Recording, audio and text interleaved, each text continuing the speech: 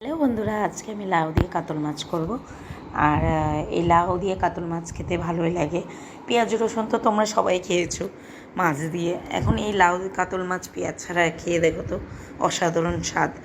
এই যে লাউটা এইভাবে কেটে রেখেছি, লঙ্কা কেটে রেখেছি, আর মাছগুলো আমি হলুদ লবণ মাখিয়ে জিরা তেজপাতাটা শুকনা ভেজে রেখে মাছগুলো ভেজে নিলাম।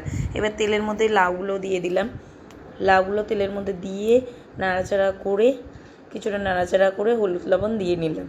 হলুদ লবণ লবণটা দিলে লাউটা জলটা কমে আসবে আর জলটা বেরিয়ে যাবে। তারপরে আমি মশলা বাটাগুলোও দিয়ে দিলাম। এবার আমি কিছুটা জল দিয়ে নাড়াচাড়া করে নিয়ে লাউটা সেদ্ধ করলাম। সেদ্ধ প্রায় হয়ে গেছে, 10 মিনিট জাল দিয়ে। এবার লাউটাকে নামিয়ে রেখে সম্বারা দিব, জিরা দিলাম, তেজপাতা দিলাম তেলের মধ্যে। এবার তেলের মধ্যে দিয়ে তেজপাতাটা লাল হয়ে যাবে, জিরাগুলো লাল হবে। লাউয়ের যেটা সেদ্ধ করাটা আমি কড়াইয়ের মধ্যে দিয়ে দিলাম। এবার ঝোলটা ফুটে উঠলে মাছগুলো দিয়ে দেবো। এবার মাছ দিয়ে আমি একটু নেড়ে চেড়ে নেব। মাছগুলো দিয়ে প্রায় 10 মিনিট রেখে দেবো আর নেড়ে চেড়ে দেবো। লাউটা যেহেতু আগের থেকে সেদ্ধ হয়ে গেছে। এবার নেড়ে চেড়ে নিয়ে দেখো কি সুন্দর রেডি লাউ দিয়ে কাতল মাছ। অসাধারণ স্বাদ খেয়ে।